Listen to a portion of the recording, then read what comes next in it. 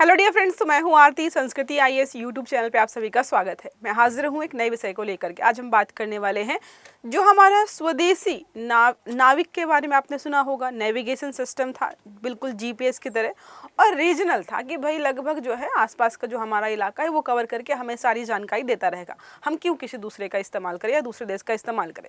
लेकिन यहाँ पे एक नई न्यूज़ निकल के आई कि भाई हमारा 4 सैटेलाइट चाहिए रीजनल के लिए। आपको एक सैटेलाइट खराब हो गया है, मतलब खराब क्या, रिटायर हो गया है, तो अब 3 ही बचे हैं, जिसकी वजह से हमारा नाविक नहीं काम कर पा रहा है। और जब तक हम नया सैटेलाइट लॉन्च नहीं करेंगे ये काम नहीं करेगा। अब ये जो है न्यूज़ अभी की नहीं है, लगभग मार्च के आसपास जो है आपने बहुत सारे आर्टिकल्स पढ़े होंगे इस प्रकार के। लेकिन जब तक सरकार एक्सेप्ट नहीं करती है तो चीज़ों पर भरोसा होता नहीं है।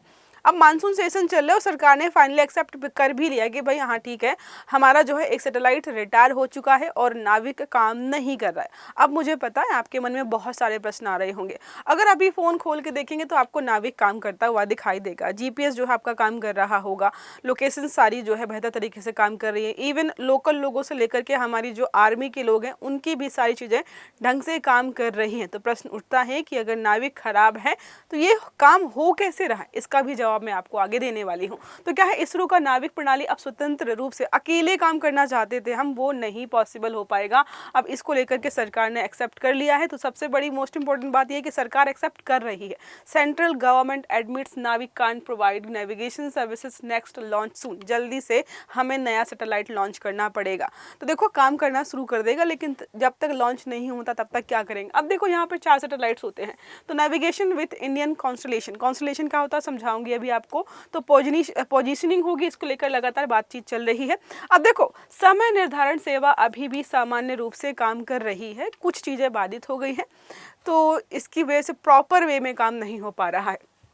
पूरा मामला क्या है, मार्च 2026 में IRNSS -1F उपग्रह की 10 वर्ष की मिशन अवधि ऑलरेडी पूरी हो चुकी थी। एटॉमिक जो क्लॉक हमारी होती है उसने काम करना बंद कर दिया। अब मोस्ट इम्पॉर्टेंट चीज़ यही होती है, क्यों माना जाता है कि भाई अगर एक माइक्रो सेकंड की भी देरी हो जाए तो स्पेस में, अंतरिक्ष में 300 से 400 मीटर का डिफरेंस आ जाता है। जैसे आप जब जीपीएस का इस्तेमाल करते हैं तो एक्यूरेसी होती है कि हाँ ठीक है 100 से 200 मीटर के आसपास के लोकेशन यहाँ वहाँ दिखा सकता है, लेकिन यहाँ पर स्पेस में जो चीज़ें हैं वो बहुत गड़बड़ हो सकती है। पोजीशनिंग डेटा मिलना बंद हो गया है। नाविक के सक्रिय उपग्रहों की संख्या घटकर कितनी हो गई है, 3 हो गई है। चलो इसको क्लास को आगे बढ़ाऊंगी, पहले मैं आपसे एक प्रश्न पूछना चाहती हूँ। जो हमारा रीजनल होता है उसमें 4 सैटेलाइट चाहिए। जो ग्लोबल पोजीशनिंग सिस्टम है जैसे जीपीएस हो गया और भी अन्य प्रकार के हैं अलग अलग देशों के, उसमें कितने सैटेलाइट्स की जरूरत पड़ती है, इससे काफ़ी ज़्यादा होती है। उसको जब तक आप कमेंट बॉक्स में समझाइए। अब बात करते हैं पोजीशनिंग सर्विस आखिरकार होती क्या है। तो वह सेवा, नाम से पता चल रहा है, पोजीशन बताएगा, लोकेशन, लैटिट्यूड, जो है लॉन्गिट्यूड और जो है एल्टीट्यूड, ये सारा आपको जो इसके माध्यम से पता चलता रहता है। उदाहरण के लिए गूगल मैप्स इस्तेमाल करते हैं, ओला, उबर, ड्रोन नेविगेशन, मिसाइल जो गाइडेंस होता है सब में इसी का इस्तेमाल किया जाता है। टाइमिंग सर्विसेज क्या क्या हो सकती हैं यहाँ पर, बैंकिंग हो गया, स्टॉक एक्सचेंज है, मोबाइल नेटवर्क है, इंटरनेट हो गया सारा हमारा। इसके अलावा पावर ग्रिड, टेलीकॉम, सब कुछ टाइम के हिसाब से ही चलता है और एटॉमिक क्लॉक्स के माध्यम से ही हम डेटा को चलाते हैं। अब मोस्ट इंपॉर्टेंट चीज जो है यहाँ पर है एटॉमिक क्लॉक। नॉर्मल क्लॉक क्यों नहीं, एटॉमिक क्लॉक ही क्यों। देखो यहाँ पर क्या है, दुनिया की सबसे सटीक घड़ियों में से एक इसको हम मान के चलते हैं। सैटेलाइट नेविगेशन में दूरी कहाँ से कैसे काउंट करते हैं, प्रकाश की गति इनटू समय। बोला जा रहा है अगर आप 1 माइक्रो सेकंड लेट हो जाते हैं तो पोजीशंस में लगभग 300 मीटर का डिफरेंस आ जाएगा। इसलिए प्रत्येक नेविगेशन सैटेलाइट में एटॉमिक क्लॉक लगाना बहुत ज़रूरी हो जाता है और यही वहाँ पर हो गई है, क्या बंद हो गई है। उपयोगकर्ताओं पर क्या कोई असर पड़ेगा, बिल्कुल भी नहीं। क्यों नहीं पड़ रहा है, क्योंकि हमारे फ़ोन में नाविक के अलावा और भी बहुत सारे जीपीएस सिस्टम कनेक्टेड हैं और वो हमें जो है सर्विसेज प्रोवाइड कर रहे हैं, जैसे स्मार्टफोन्स, विमान प्रणाली, समुद्री जहाज, रेलवे, ये सब बेहतर तरीके से जैसे पहले काम कर रहे थे वैसे ही काम करेंगे। इसके लिए एक शब्द इस्तेमाल किया जाता है मल्टी कॉन्स्टलेशन जीएनएसएस का उपयोग। इसका मतलब समझिए कि हमारे पास बहुत सारी चीज़ें हैं जैसे जीपीएस, गैलीलियो, ग्लोनास हो गया, और इन सभी की सेवाएं हम इस्तेमाल कर रहे हैं, जिसकी वजह से हमें चीज़ों को लेकर के कोई दुविधा नहीं हो रही है। ये सारा है, अलग अलग देशों के यहाँ पे मैंने बता दिए हैं। ये सारा समझ लिया हमने। मल्टी कॉन्स्टलेशन आखिरकार होता क्या है, तो वही है कि दुनिया में अलग अलग जो भी लोकेशन प्रोवाइडर सर्विसेज हैं देश के अलग अलग देशों के, उनका हम इस्तेमाल करते रहें, उसी को हम यहाँ पे बात करते हैं। अब क्या भारतीय बल या सशस्त्र बलों को कोई इश्यू होगा, नहीं, इनको भी कोई इश्यू नहीं होने वाला है।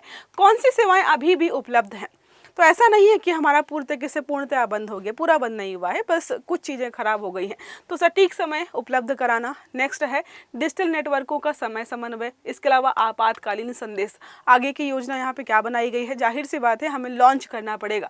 तो बोला जा रहा है कि नाविक प्रणाली को पुनः हम पूर्ण क्षमता में लाने के लिए NVS 03, NVS 04, NVS 05 भी यहाँ पर जो है लगातार बनाए जा रहे हैं और भविष्य में इनको लॉन्च किया जाएगा। बात करते हैं आखिरकार ये नाविक IRNSS है क्या। तो हमारा खुद का है, रीजनल है। देखो लिखा Indian regional navigation system. Navigation मतलब टाइम, नेविगेशन मतलब सॉरी लोकेशन हो गया, डायरेक्शन हो गया, ये सब बताने का जो भी काम करता है। सैटेलाइट सिस्टम है, 4 सैटेलाइट्स मिनिमम आपको यहाँ पे चाहिए। रीजनल है क्योंकि ये सिर्फ हमें आसपास के लोकेशन दिखाएगा। अगर आप बोलेंगे कि अमेरिका की जगह पर क्या हो रहा है तो आपको नाविक उसकी जानकारी नहीं देगा, वो उसकी रेंज से बाहर हो जाता है। ठीक है, इसका नाम इसी वजह से रीजनल के तहत रखा गया है। कितनी रेंज होती है, तो लगभग 1500 किलोमीटर तक के क्षेत्र, मतलब भारत और उसकी, जैसे हम मान लें भारत ये हमारा है, तो इसको जो है 1500 किलोमीटर आसपास को जो इलाका उसको भी कवर करते हुए हम चलते हैं। द 7 सिस्टर्स इन स्पेस, तो लगभग 7 सैटेलाइट्स यहाँ पर काम कर रही थी। ये समझते हैं नियोजित संरचना में कुल 7 उपग्रह हैं। क्षेत्रीय नेविगेशन प्रणाली के लिए इनको भेजा गया था।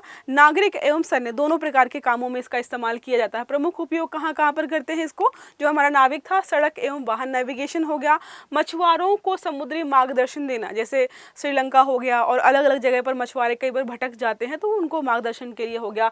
विमानन हमारा है, रेलवे, जहाजरानी, आपदा प्रबंधन, रक्षा सेवाएं, मोबाइल फोन, सटीक समय, सब कुछ जो है यहाँ पर इसके माध्यम से बताया जाता है। वाई नाविक वाज क्रिएटेड, क्यों बनाया गया था। सबसे बड़ा प्रश्न तो है ना यहाँ पर, जब GPS है, ग्लोनास है, गैलीलियो है और भी अच्छे जो है नेविगेशन प्रणालियाँ हमारे पास थी जो सबको सुविधाएं दे रही हैं। अगर पूरे ग्लोबल लेवल पे काम करें तो हम अकेले थोड़ा ना इस्तेमाल करें, तो हमने इतना पैसा सब कुछ खर्च करके खुद का क्यों बनाया। इसके पीछे बहुत सारे कारण हैं। पहला है Kargil war trigger. During the 1999 conflict India needed जो है precise GPS data for military operation. US ने डिनाई कर दिया कि भाई हम नहीं दे पाएंगे, हमें स्पेसिफिक लोकेशन चाहिए थी कि भाई यहाँ पर क्या क्या चीज़ें हो रही हैं जरा देख करके बता दो, क्योंकि वो हमारा नहीं था, उन्होंने एक्सेस नहीं दिया और हमें काफ़ी सारा नुकसान हुआ। तो सॉवरेनिटी लेसन हमने सीखा कि भाई खुद का होना चाहिए। जैसे आपको कभी इमरजेंसी पड़ी और आपने दोस्त से गाड़ी मांगी, नहीं दी उसने, तो आपको एक लेसन मिलेगा कि भाई नौकरी करो, काम करो और खुद की गाड़ी खरीद लो, क्योंकि ज़रूरत पड़ने पर ये मना कर सकता है, भले ही कितना अच्छा दोस्त हो। तो वो सिमिलर हमने यहाँ पे लेसन सीखा और उसके बाद हमने डिसाइड किया कि हम खुद का एक पोजिशनिंग सिस्टम यहाँ पे तैयार करेंगे और इसी वजह से हमने क्या बनाया, नाविक बनाया। प्रमुख चुनौतियाँ क्या क्या है यहाँ पर, कई उपग्रहों की एटॉमिक क्लॉक में खराबी कई बार हो जाती है, उपग्रहों के मिशन अवधि समाप्त होना, आवश्यक संख्या में सक्रिय उपग्रहों की कमी हो जाना और स्वतंत्र पोजिशनिंग सेवा बनाए रखने में कठिनाई आपको देखने को मिलेगी। कुछ ही देश ऐसे हैं जिनका खुद का रीजनल इस प्रकार का कोई सर्विस है, अदरवाइज नहीं बना पाने के बहुत सारे कारण हैं, वो सारे मैं आपको समझा चुकी हूँ यहाँ पे कि ये चुनौतियाँ हैं जो कि आपको झेलनी पड़ेंगी। अब बात करते हैं रीजनल और इंटरनेशनल जो हमारा है उसके बीच में डिफरेंस क्या क्या होता है। तो पहला मैंने आपको समझा दिया भाई, जो कवरेज है ग्लोबल का, नाम में ही ग्लोबल है तो बहुत दूर का कवर करता है। उसके अलावा सैटेलाइट्स की संख्या में डिफरेंस हो जाता है और भी चीज़ें हैं, समझ लेते हैं। मुख्य 2 प्रकार के हैं। रीजनल में हमें पता है कि विशेष क्षेत्र कवर करता है, उपग्रहों की संख्या कम होती है, किसी क्षेत्र विशेष पर ही काम करता है। जैसे हमारा बात कर लें, हमारा लगभग जो है 1500 किलोमीटर के आसपास का क्षेत्र जापान काम कर रहा है। जापान का भी सिमिलर यहाँ पर है, क्यूज जो है जापान और एशिया प्रशांत क्षेत्र।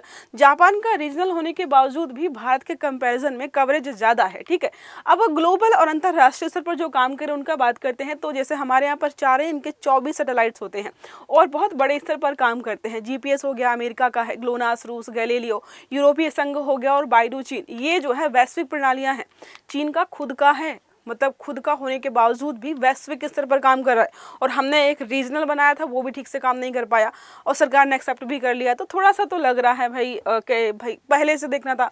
अगर उन्हें पता था कि लगभग 10 साल होने वाले हैं और एक सैटेलाइट रिटायर होने वाला है तो पहले से क्यों नहीं प्लान किया गया। अब मार्च से अभी तक हम ऐसे ही काम कर रहे हैं और हमें पता चल रहा है कि हमारा खुद का नाविक काम कर नहीं रहा। एक प्रश्न है, वर्तमान में नाविक स्वतंत्र पोजीशनिंग सर्विसेज क्यों नहीं दे पा रहा है।